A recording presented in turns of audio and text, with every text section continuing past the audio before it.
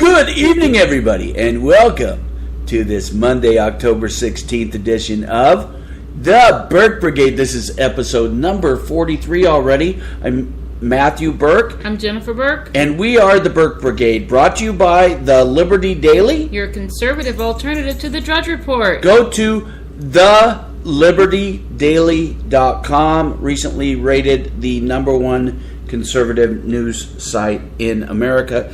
Go to thelibertydaily.com, thelibertydaily.com, the alternative to the Drudge Report. You will not be sorry. You will thank us later. You will thank us sooner. You will thank us in between. Okay, it was a wild day in... Was it wild? It was wild. Do you want to know how wild it was? How wild was it? California invented a new gender. You know, how long have we been saying that these liberals are trying to play God? They're Quite trying some time, to actually. be God. This is the perfect example supporting that theory. Yes, and speaking of theories, they have a theory where there are more than two genders. So Governor Moonbeam Jerry Brown signed into the law today, making California the first state in the nation to recognize a gender other than legally recognized. Somehow, an invented social construct idea of the left, somehow, when they look at genitals, they find more than two genders. What's the third gender? Other. Seriously? Really?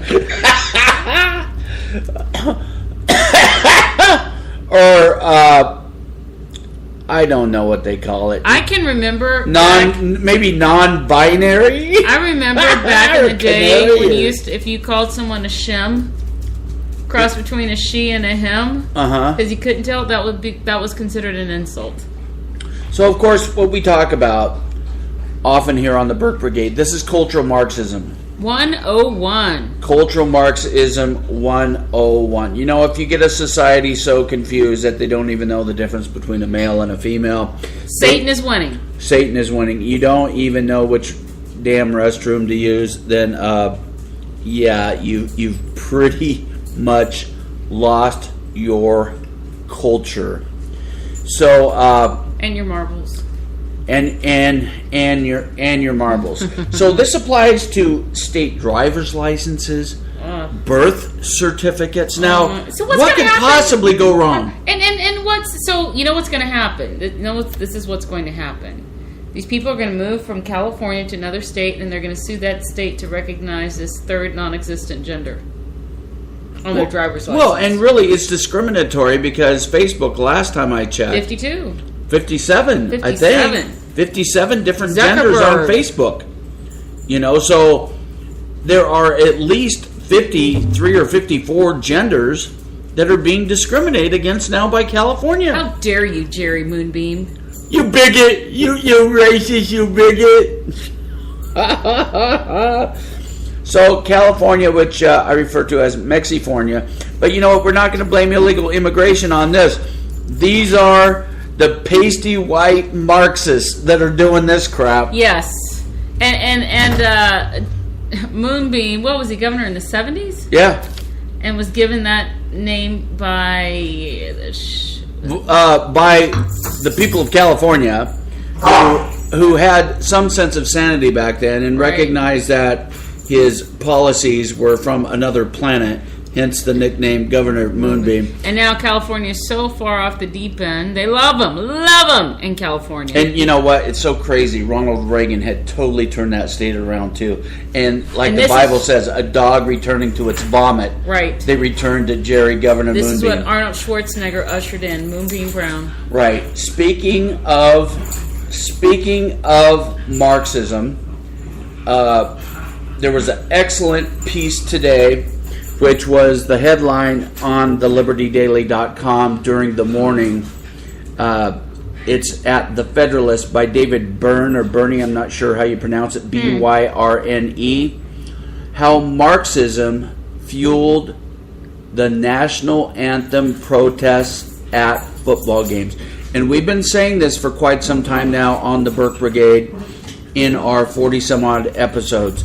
Because if you'll notice, or if you'll remember, when this whole NFL protest stuff, pardon our dogs wrestling in the background and playing, it's when like... When we start talking about quite. the Marxists and the commies, they just have at it. It's not like it's Michael Vick's house or anything, but I digress. Okay. So, all of this ideology, I mean, and this is why Colin Kaepernick, he wore T-shirts to press conferences after 49er games, glorifying communist butcher Fidel Castro, because this is all has its roots in Marxism. So I intuitively knew this just because I can smell these people. You can smell the Marxists. Rats. But this dude from the Federalist really did the research and connected all the dots in a way that even I could not do it, quite honestly, because I don't have the time. But this is very, very, very, very well researched. In fact, one of the things he notes in here is that the San Francisco 49ers have actually hired consultants steeped in Marxism. Shocker! Shocker. So, listen to this now. Students, this is David Byrne writing, and I hope I'm pronouncing that right, Byrne.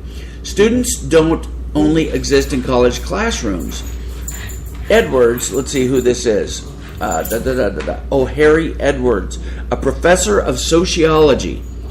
Socialism, communism. A professor of sociology at the University of California at Berkeley, communist bastion, of course, has found students on the athletic playing field. A 3 decades long staff assistant to the 49ers on promoting and developing players and staff based on race. Edwards is steeped in Marxism. Marx is the sociologist, but Freud is the psychologist. Guys, chill. Their writings, although not always literally followed, form a general time frame for the entire field. They help establish the discipline. No one can succeed in contemporary sociology without adhering to some Marxist principles. Edwards' own writings reveal Marxist influence. He entitled his autobiography, "The Struggle That Must Be." In this work, Edwards applied Marxist ideas to athletics because in his mind, athletics and society are inexorably bound. He writes, quote, any attack upon the sports institution of a society is intuitively and widely regarded as an attack upon the most central and preeminent values and beliefs of that society, end of quote. So he goes on here. Kaepernick made this guy, this Marxist pig, his mentor. If you can believe that. So here's a quote from Kaepernick, where Kaepernick acknowledges that he is this Marxist guy's stooge. Kaepernick acknowledges, quote, Dr. Edwards is a good friend. He is someone I talk to and run a lot of things by and have lots of conversations with. And then Edwards returns a compliment. He, talking about Kaepernick, is evolving through an awakening. And by awakening, Edwards means accepting the Marxist paradigm. So, finding his inner Marxist. So every time those son of a bitches kneel, it's because of Marxism. Now, do they all know that? No, they don't. Some of them are useful idiots. Some of them are useful idiots. Some of them are dupes. You know, some of them are just, why can't we all just get along? But this is rooted in Marxism. And for confirmation of that, we have tonight on Hannity. So if you didn't see it tonight, you missed it. They'll be talking about this tomorrow. But former NFL star Burgess Owens, he played, I believe, for 10 years in the NFL. He said that an evil, anti-white, anti-American... And just so everyone know, he's a black dude. Right. Marxist ideology has indoctrinated the NFL. Once again, a target of the left, Rush Limbaugh, has talked about that for years. Yep. How the left was trying to take down the NFL. The wussification of American men. And we're going to get to that next. You're going to see that this is all about the shakedown. Yes, it is. With this story that Jennifer has coming up here in just a minute after we play Burgess Owens. Oh, that's right, Burgess Owens.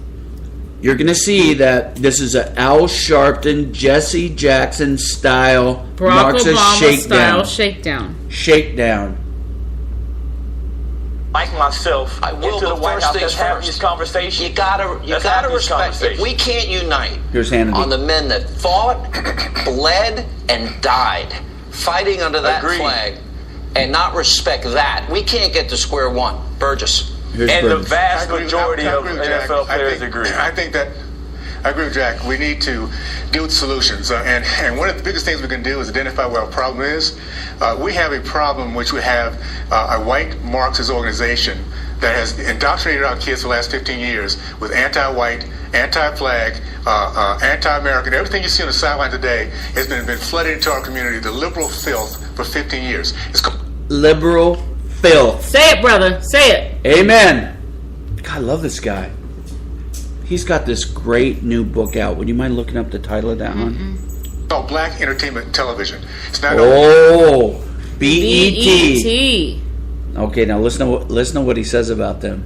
By black people is white people with a black facade, black employees with a message that's anti-American. So you have all these kids that are growing up in this environment. They become millionaires. They're going to believe what they were taught to believe. So we're up against a very evil ideology, guys. And we understand that, and we pull these guys from behind their corporate boardrooms, have them stand in front of American people. Explain what they've done to us. You know, in a way, didn't the NFL and sports in general really help unite us in this country? Isn't it like one area that transcends all race? And not anymore. I remember players after games, they get in a circle, both teams, even the refs sometimes, and they'd say a prayer together, which I thought was really cool. After you saw the best of the best, most talented athletes fight it out on the field, and they got along, and the fans, everybody, there was no black and white. There was no black, white, Hispanic. There was just great players and fans that loved talented people. You're describing the Judeo-Christian values that our country has been built on, and every generation became better and better. We were learning to look at each other from inside out, not outside in. What we're against in ideology is against our American way. So understand, there are people who love the fact that we're divided. We love the fact that our young people are growing up hating white people, hating our flag. They get their power from that. And we have a group of black elitists, relative black class people, who sit back and let it happen because they profit from this process. All right, Greg, this is a great conversation, guys. It's time we had it. I think we could actually come up. I think in that sense, I think we can come up. Boom. I would say Burgess Owens, who played defensive back, just scored a touchdown. Because he totally Pick six, baby. He totally pulled the pants down on this entire Kaepernick movement. It's got nothing to do with stopping violence against black people, because if it did, they would be rioting in Chicago, agitating in Chicago to get black people to stop shooting black people, which happened at hundreds and hundreds and hundreds of times more than any white cop ever shot a black man. They would be working to take a different approach and work to take troubled black youth into their homes as foster children. Yes. Or at the very least, participate in the Big Brothers, Big Sisters program and give somebody a big brother who doesn't have a male figure in their life if they really want it to bring about change. Because putting your fist up after you do a tackle isn't going to do a damn thing. Right, except tick off fans. And what is the name of Burgess Owens' book? This is one of the greatest book titles, I think, of all time. It's from July of last year. Liberalism, or How to Turn Good Men into Whiners, Weenies, and Wimps. Whiners, Weenies, and Wimps. Now that is a great book title.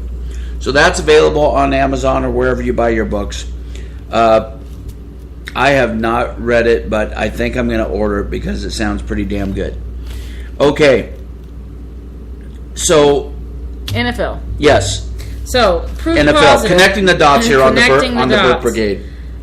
This pains me to say this because I remember as a little girl, I was 4 or 5 years old, hanging out with my family in the living room watching football games. we didn't just watch the Houston Oilers, which is who I grew up watching.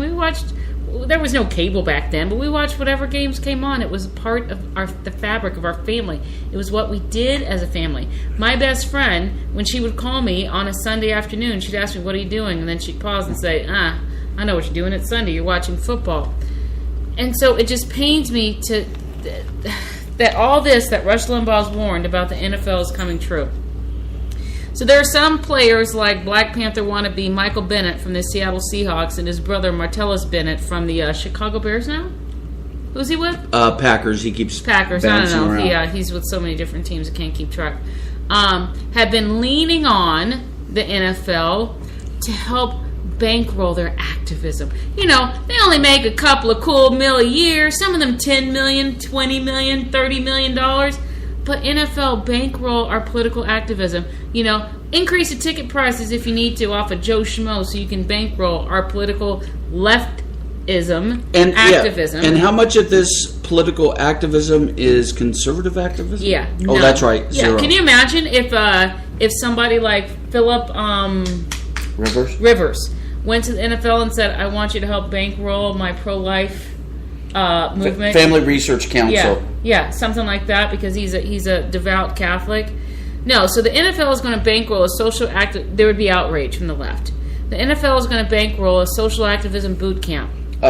In other words, communist agitators. Yes, they're going to train people to be communist agitators. Finance a social activism boot camp at Morehouse College in February. Morehouse College, a historically black college, and let me remind the listeners, in case they don't know, historically black colleges were actually founded by Republicans because Democrats were the slave owners and they wanted to keep black people stupid. It'll take place in Uneducated over 2 days and will include other athletes from other leagues. And then, don't think you're off the hook after February.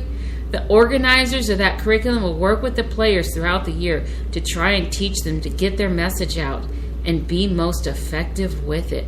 And they're going to back criminal justice reform legislation. And what else? The NFL's reported move follows players lobbying the league for more support for their political activism.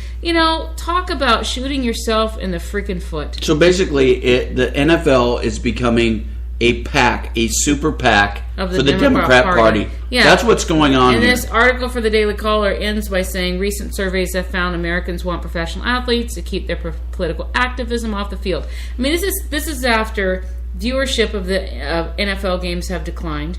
You've seen pictures of people in the stands. That has declined. People have been calling in to DirecTV and AT&T demanding a refund on their NFL Sunday ticket. We don't know the exact numbers because DirecTV doesn't tell them.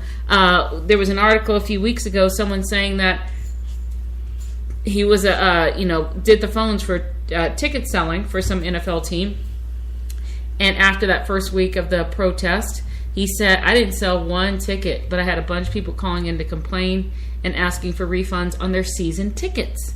But NFL doesn't care, as long, just like if they hate America, that's free speech. Right. Just like with so many other outlets like ABC, CNN. They don't care if they're losing money, as long as it's down for the progressive, the greater good, anti-American cause. Yeah, the ends justify the means. So that's what they have done. The NFL has become officially a Democrat super PAC. And now the FEC, under President Donald Trump, should launch an immediate investigation to declare whether the NFL has become a political organization, right, and treat them accordingly, because it's obviously not about playing football anymore. Right. Now, granted, these players, as Jennifer just said, are multi-zillionaires. They can go do with their own damn money whatever they please. Still America last time I checked, or at least hanging on a thread. And nobody is going to stop them. But what they want to do is, they don't want to use their own money. They want to use the collective money of the NFL to shake them down, to do Al Sharpton, Obama, and Jesse Jackson's dirty work. Right. So the next time a referendum comes up in your city where an NFL team is asking for help from the taxpayer, demanding help from the taxpayer to build their stadium so their players can go out there and protest against America, the American flag, the United States, period, how are you going to vote? To quote Nancy Reagan, just say no. Okay, so, let's cross this off the list. California invented a new gender, and the NFL has become a communist front group.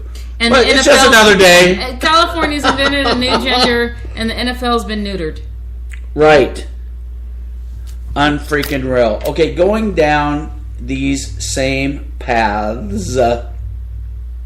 We're not going to play all of these, but the Values Voter Summit in Washington D.C.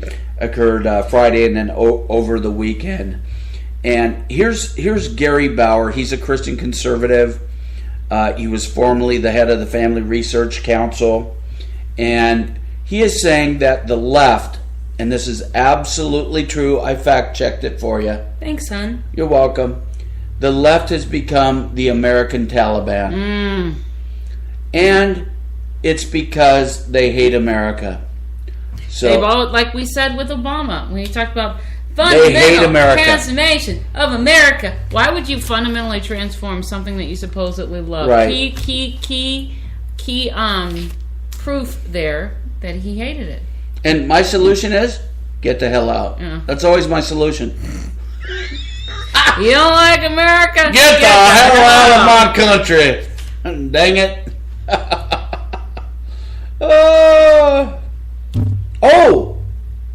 I almost forgot. No, we'll backtrack to that. We'll go back to that. Remind me to talk about Louis Farrakhan. My friends, the attack isn't just on the football field. It's we're also seeing the left now turn into an American Taliban. Oh, you can't say that, dude. Now tell these people who Gary Bauer is, for those that don't know. I already did. He's... Where were you? I'm sorry. Long day. It's a long day, honey. I just want to hear it again. Say it. Say it again. Okay, he's the president of American Values. Oh. And he was also formerly the head of the Family Research Council. And he is a strong Christian. Do you know if he was with the Family Research Council when they were attacked by the leftists who... Possibly, but I don't know that for a fact.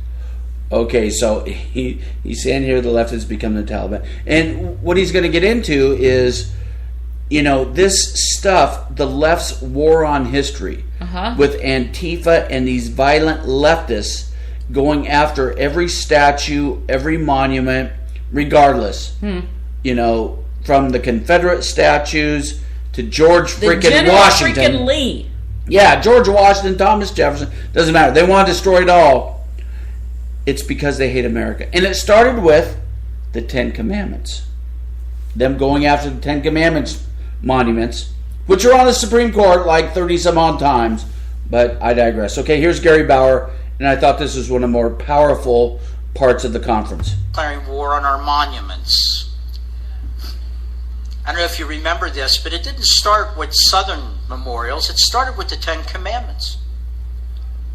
Last couple of decades, we've seen left-wing groups file lawsuits all over America forcing the Ten Commandments, plaques, and monuments to be taken down from courthouses and schools in state after state after state.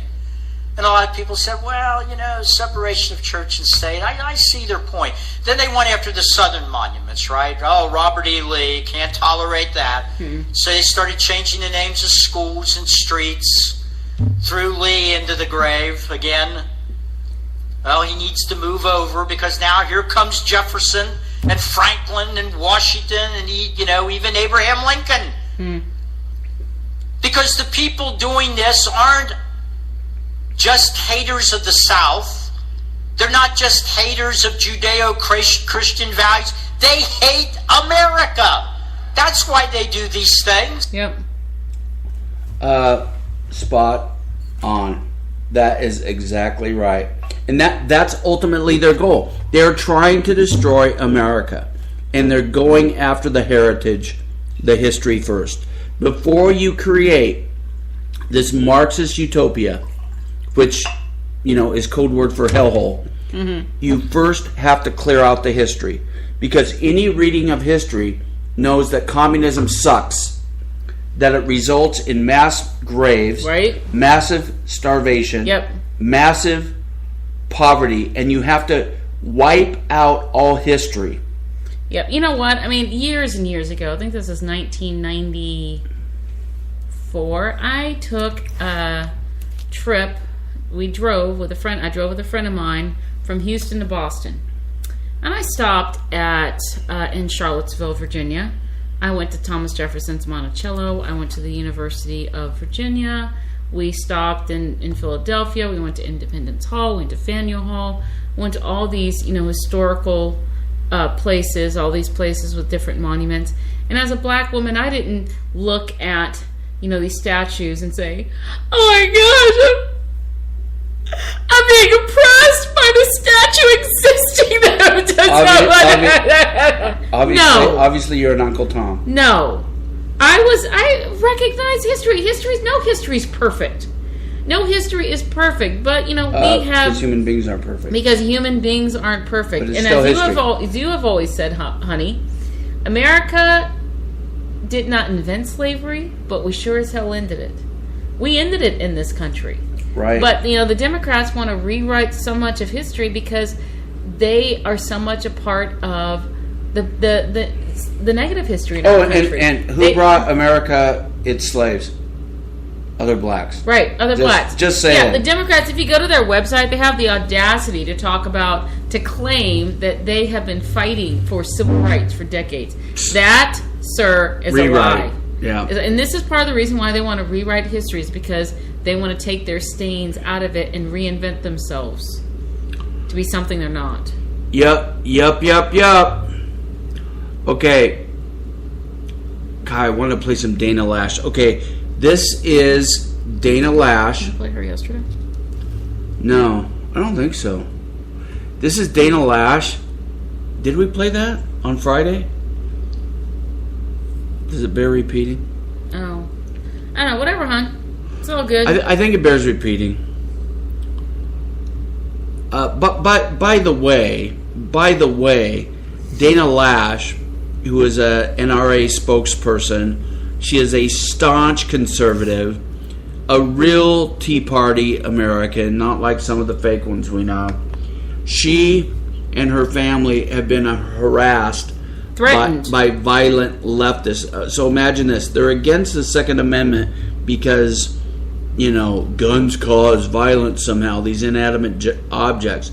But yet they're threatening her with death. Not only but her, that's not violent. Yeah, and they started going after her children to the point where her children's school had to ramp up security. And now she's having to move out of her home. That's how evil and violent the progressive, leftist, communist Democrats are in this country. They are vile and disgusting human beings. And the reason why they hate her is she is completely politically incorrect. Arnale, it is dead. And we're going to show you, and I think we did play this Friday, but it's just so dang good, because the left has a war on history, but in order to destroy a country, you also have to destroy its men. Mm-hmm. You can't have strong men. You have to deball, you have to neuter men if you're going to take over a society, because real men will fight for their freedom. Real men will stand up and respect women, unlike the people in Hollywood. And Dana Lash here is going to completely flip the bird to the feminazis on the left. Listen to this. We are in a post-feminist era. Feminism is dead. Oh, can't say that. This is again the Values Voter Summit that was over the weekend in Washington, D.C. It is dead as a doornail. It is dead. Feminism is dead.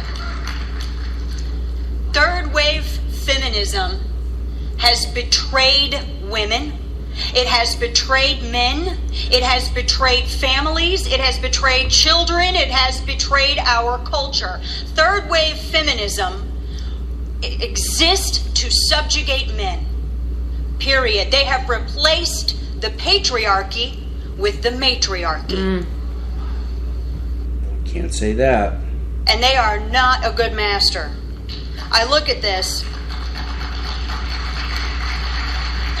Third wave feminism says it empowers women, empowers them by convincing women to commit genocide against the female sex in utero. And that's what it is. It is a genocide. Third wave feminism tells us that masculinity is toxic. Masculinity isn't toxic. Masculinity is marvelous. Oh, jail time. Woo!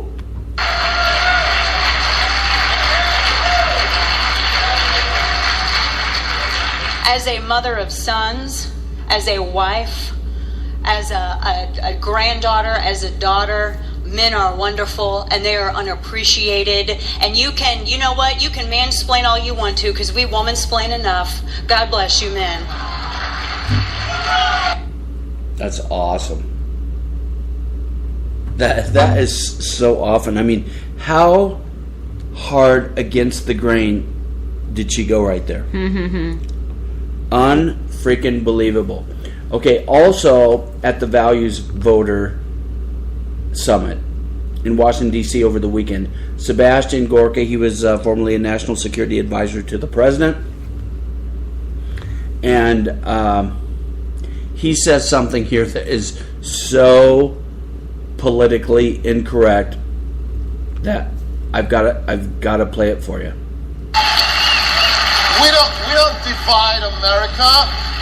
We don't look at you based upon your ethnicity. We don't look at you upon your chromosome count and what your sexual preferences are. Now keep in mind, this is somebody that the left tries to paint as a Nazi, right, a racist, because he's a powerful, articulate voice on the conservative side. That's the Marxist way of dividing people. Yep. Bingo! Hyphenation. Yep, divide and conquer. Now that's not all, it gets better. We look at you as an American. Think of the reality. When we build this wall, and it is being built, guess who we are protecting first? It's not me. It's not the white-skinned Catholic dude who's comfortably living off, in Northern Virginia. Who are we protecting? The newly minted recent immigrant to America who's on the bottom of the wage scale and is going to be damaged by the guy who comes in illegally working for free. We're protecting them. Oh, so you mean he's not anti-immigrant? He's an immigrant himself. He's not anti-immigrant like the left says. He's actually for protecting legal immigrants. Hey, lefties, I know you try to conflate legal with illegal. You traffic in confusion. There is a difference between legal and illegal immigration. And shame on all you news organizations that continue to conflate the two. That play that game. And he's pulling down your pants right now. And you should be utterly embarrassed that you're walking around in your fat bodies, utterly naked and deprived, because there is a difference between legal and illegal immigration. He is saying right here that he is totally pro-immigration, just not the illegal variety. No, you're not going to see this on CNN. Whether they're Mexican, whether they're Nigerian, if they're American immigrants, we're going to protect them as well. And can't say that.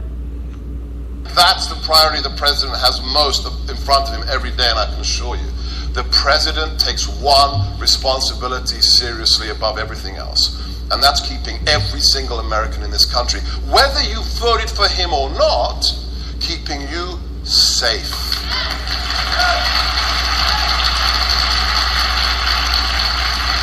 78% decrease in illegal migration before we've built 80% decrease.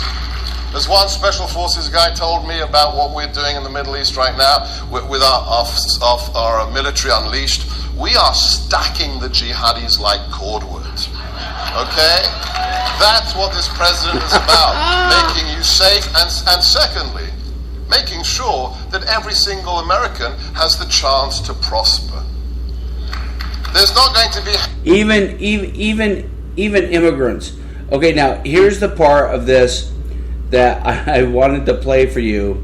I wanted to give you a little backdrop here, because he says a truth here that is so powerful. It was the Obama regime that judged people by their skin color. And that is absolutely true. Because we don't look at our fellow Americans. That was the Obama regime. That's right. That was the Obama regime. We don't divide America. We don't look at you based upon your ethnicity. Let me just say this one more time for emphasis. Fellow Americans based upon skin color. That was the Obama regime. That was the Obama regime.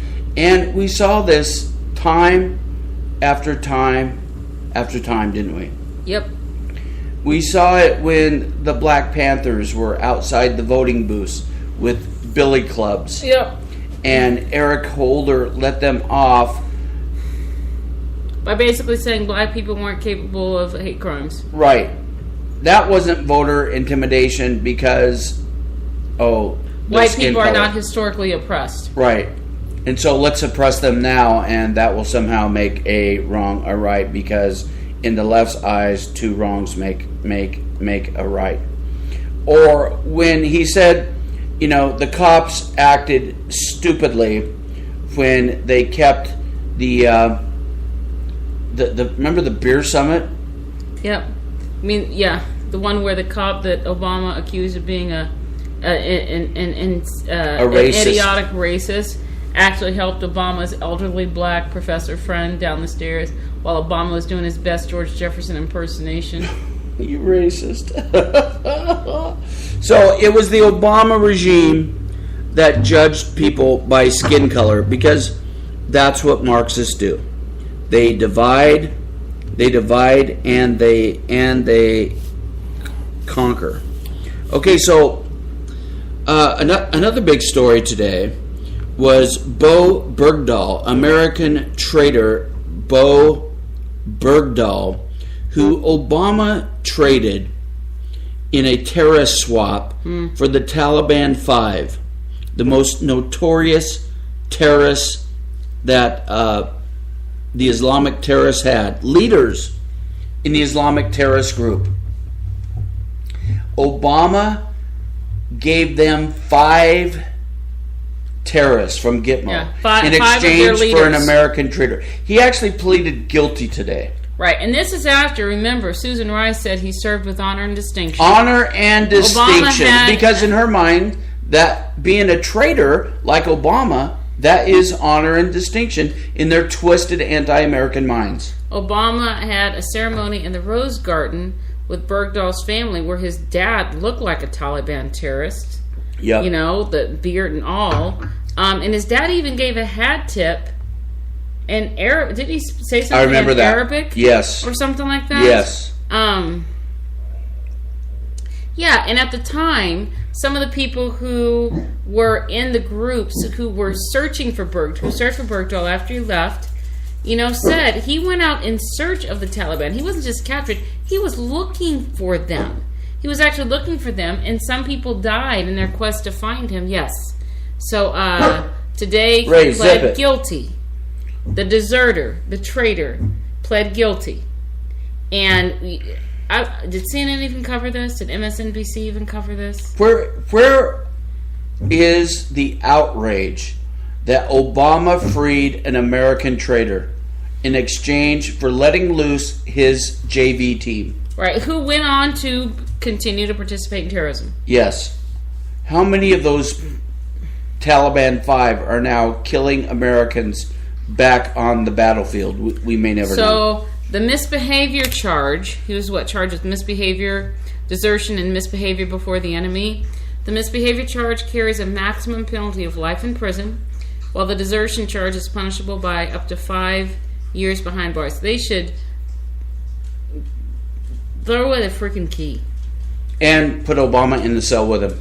Keep him in solitary confinement, except for 30 minutes a day to get a little bit of sunshine, if that. And put Obama in the cell with him. Okay, and probably Eric Holder, and probably Loretta Lynch. That would just and be... Susan. Yeah, and Susan Rice. Now, that would be real justice. That would be social justice. Real social... SJW! Yeah, SJW, baby. Okay, so Obama's Mitch McConnell, and our beloved President Donald Trump, are having a new love affair. Anti-establishment. You look quote, so good enough. In the words of the great George Strait, this bromance is brewing and growing between the feud. Obama's The feud has ended. And Donald Trump. The feud has ended, and now President Trump met with Mitch McConnell for a power lunch today, and upon exiting, held an impromptu press conference in which they declared that they are back in love again. That the friendship has never been stronger. That they've been friends for such a long time. And now, you know what I'm going to do? I'm just going to play this from Lou Dobbs. My relationship, who is was once a big Trump sycophant. He still is a Trump sycophant. Okay, but he's also, embarrassingly at times a Trump sycophant. But to his credit, he is also anti-establishment, and even he gets that. I think Trump is ill-advised here to get in bed with Mitch McConnell, just like who needs to be crushed, and Chuck and Nancy need to be crushed. You don't get in bed with these people, you crush them like grapes. And Trump actually does have the power to do that, but he also has this propensity to make deals, which I don't know who in the hell voted for Donald Trump to make deals with the establishment. Right. Trump today giving one of the D.C. swamp's leading creatures a great big old bear hug. Oh, wet kiss. It's a term of art on Wall Street when a company offers to pay way too much to buy up a company not up for sale. The president apparently forgiving all and embracing, only figuratively of course, the majority leader during an impromptu news conference in the Rose Garden. The president extolled Mitch McConnell's splendid qualities, of which there are many. McConnell extolling tax reform rather than... Actually, Mitch McConnell's splendid qualities are absolutely none, but I digress. Mere tax cuts further embraced by the president. Remember when McConnell, back in August, refused to take responsibility for the Senate's failures to get anything done? Instead, he... Well, Lou, I'm glad you remember that, but apparently our president has forgotten. He blamed President Trump's, quote, excessive expectations. The president at the time said he was very disappointed and demanded the majority leader get to work. But there they were today, together. Together again. So happy together. The president saying they're closer than ever. Oh, isn't that sweet? Just love Isn't it. that special? Oh, get a freaking room. Isn't that special? My relationship with this gentleman, Did he just call Mitch McConnell a gentleman? Obama's Mitch. Oh my God, I'm gonna barf. is outstanding, has been outstanding. That is utterly shameful. I mean, there's good Trump and there's bad Trump. This is worse Trump. Bad Trump. Oh, this is horrible Trump. We are working very hard to get the tax cuts. We will continue to work hard to get the health care completed. I want to underscore what the president said. Okay, so here comes the marble mouth Mitch. Mm-hmm. And Turtle. I'm not even going to play what he says because he's not worth it. But what he's going to go is on a anti-Tea Party rant here. Yes. And Trump just sits there, with his thumb up his rear end, nodding his head. It's just utterly shameful. And McConnell rewrites history. He pulls up a small handful of anti-establishment candidates that lost because he was funding the enemy, Right. and forgets that, somehow conveniently forgets that if it were up to Mitch McConnell, we would have Charlie Crist instead of Marco Rubio. Right. Charlie Crist, former Republican governor of Turned Florida, Democrat, turned independent. is now a Democrat congressman from Florida. Turned independent, turned Democrat. Let us So do imagine the the U.S. Senate. Imagine the U.S. Senate. I mean, Rubio has his flaws. I mean, but he's better than freaking Charlie Crist, a Democrat. Right. So Mitch McConnell, I mean, this is the way he works. He will throw money at anybody that is going to suck his cojones. Anybody that is going to vote to keep him in power. That's how he rolls. And he would have Charlie Crist over Marco Rubio. Also, he supported Bob Bennett, longtime Rhino establishment guy, over Mike Lee, who has like a 100% conservative voting record. McConnell don't like that. No, he also supported Trey Grayson over Rand Paul, his fellow Kentucky senator. He also supported Ted Cruz's opponent, David Dewhurst. And he also supported another Republican senator's opponent, Ron Johnson's opponent. Right. So Mitch McConnell, it's In not Wisconsin. about putting Republicans in office. It's about putting his hand-picked lackey stooges. And it's about defeating conservatives. Right. And defeating who he hates more than he hates Democrats. Oh, he absolutely. loves Democrats. Absolutely. And he defeated, what's that? Oh, yeah. What Mitch McConnell's whole deal is, he's out to defeat conservatives. Yep. That is his whole MO. That's his MO. He wants to defeat conservatives. Now, Steve Bannon, I agree with a good part of the time, but he is a nationalist populist. Sometimes that overlaps with conservatism. Sometimes it does not. But he is right on this. He's right on attacking McConnell and the GOP establishment, which needs to be cleansed of these K Street whores. And here is oh, hold on. I bought that car online. I got to go through this dang commercial here for a minute. Really that lazy? Hold on. Okay, here he is at the Values Voters Against the Summit. Republican establishment.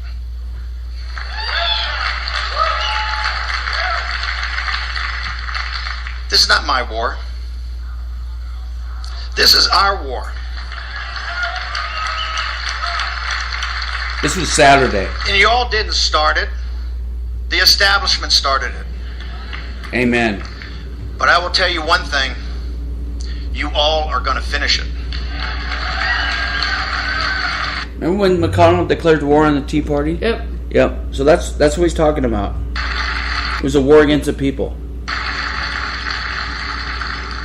Let's have a partners discussion about Alabama.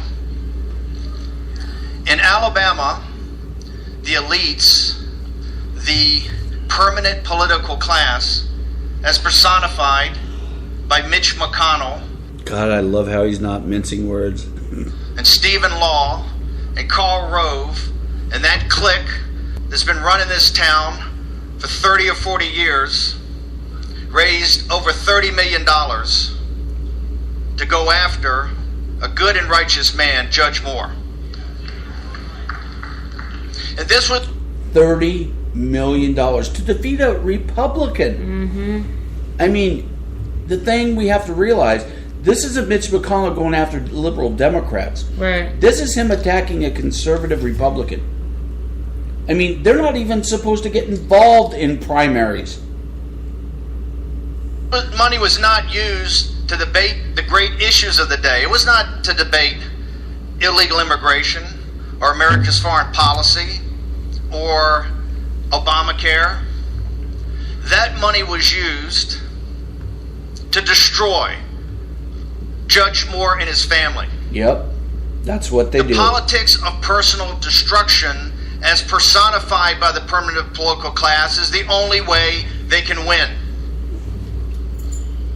Now, Judge Moore raised about $2 million, right? $2 million versus $32 million. By the way, just to interject, it appears to me that this is Bannon just speaking off the cuff. It doesn't look like he's reading a teleprompter. The entire contest, and a lot of folks called up and said, hey, you know, donors want to give money to Judge Moore. I was telling folks, as a private citizen, you know, I don't think that's smart. We have to prove the theory of the case down in Alabama. This is a test of wills. And we're going to determine down there who is more powerful. The money of the corporatist or the muscle of the people. Amen. Amen. You know why all those folks are back there, the world's media, you know why they're down here taking these photos? Yeah, this is not about me. It's not about Seb Gorka. It's not about Laura Ingraham. It's not about Tony. So there you go. Steve Bannon, don't always agree with him, but on that, he was 100% right. Okay, you have a story tonight, don't you, my dear? Greg Popovich popped off. Popped off at the mouth once again. You know, I'm so sick of this SOB. I'm so sick of him. Greg Popovich, who, if you've watched NBA at all, you know that after a game in which the Spurs lose, he's the coach of the San Antonio Spurs. Let me remind Popovich that it is in Texas. But after a game in which especially they lose, he'll give one-word answers to a reporter. And if the reporter presses him, he's an absolute a-hole to them. Absolute a-hole to them. So, but you know, he also majored in, what was it, honey? Soviet studies. Soviet studies. So during then, the rise of the Cold War. Yeah, so then there's that. Yeah. So, but he called in not a to commie, that's the, just a coincidence. He had a conversation with the far left progressive loons at the Nation. Commie rag, and ripped into Donald Trump about his swipe at Barack Obama and George W. Bush. Now, apparently Trump said he's more caring with families of fallen soldiers. Now, whatever. It's Trump saying whatever. You know, George W. Bush, you know, despite his idiocy of abandoning his free market principles to save the free market, the man had a dedication to our soldiers, especially our fallen. Still to this day, he has this dedication to them. But Obama, no. And I'm going to remind everybody something about Obama when I tell you what Popovich popped off at the mouth about. He called Trump a pathological liar and a soulless coward for saying that. He said, we have a pathological liar in the White House, unfit intellectually, emotionally, and psychologically to hold this office, and the whole world knows it, especially those around him. Who made you God, Greg Popovich, and gave you the power to speak for the whole world? Wait a minute, I got a question for you. Did he call Obama a pathological liar? No. When Obama said you could keep your doctor. He said, this man in the Oval Office is a soulless coward who thinks he can only become large by belittling others. But I recall, I remember Obama talking about people in the South as clinging to their guns and religion. Right. Attacking them that way. Did he call Obama a liar when Obama said that Obamacare would save on average $2,500 Yes, every per family would save $2,500 a year to start. No, Greg Popovich obviously had his mouth wired shut sucking his at that time. man parts. Yeah. So let me remind you of something, Greg Popovich, who, since you want to act like Obama had this deep, deep devotion to our troops. To Soviet studies. Remember, after the Muslim terrorist, who the army should have let go long before, but they didn't because of political correctness, went to a place at Fort Hood. I forget the name of the building, but it was a place where outgoing and incoming soldiers went, to prep or be received back. They were all unarmed because for some asinine reason they had to be unarmed in that area. Political correctness, and because they want to make sure that the enemy can win over our military. Yeah, and this Muslim terrorist knew that, so he gave away Nadal Hassan. Yes, I remember his name. I just wasn't going to say it. I wrote many an article about him, but he gave away many of his personal items beforehand. And then went in and slaughtered 13 American soldiers. He was only stopped by a female military cop who brought him down with her firearm. Received hundreds of thousands of dollars as he sat in prison because he was still being paid. And then when he was sentenced to death, I believe that was reversed. But let me remind you, Greg Pop-Up-the-Mouth Popovich, when that happened, Barack Obama happened to be speaking somewhere in Texas, not far from Fort Hood. And what did he do when he went up to the podium? Hours after these men and women were killed, and I don't even know if he made a statement about it, he cracked a joke. Right, because it was funny. He thought it was funny. So don't get on your freaking high horse and talk to us about Obama's devotion to the military, please.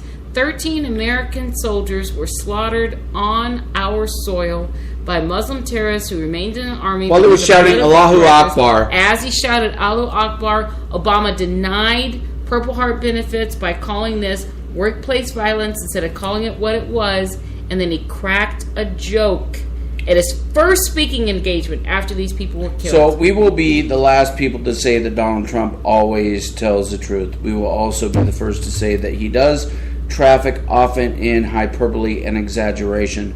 But that being said, we can walk and chew bubblegum at the same time. You can't act self-righteous, and for 8 years you had your thumb up your rear end while Obama was dying, calling Fort Hood workplace violence. Right, attacking those who believed in different political beliefs than he did. Right, using the IRS to attack your political opponents, and then saying there's not a, quote, smidgen of corruption. Right, yeah, and you were silent, Popovich. Silent. Pop. So we're going to end now on the Burke Brigade. We thank you so much for tuning in. It's been a pleasure. Today was a crazy day. There's no way we could get in all stories, but many of the stories that we would love to talk about but don't have time are on thelibertydaily.com. thelibertydaily.com. Your conservative alternative to the Drudge Report. Go to thelibertydaily.com. We are the Burke Brigade. I'm Matthew Burke. And I'm Jennifer Burke. God bless. Yes. God bless America. God bless America. God bless Texas.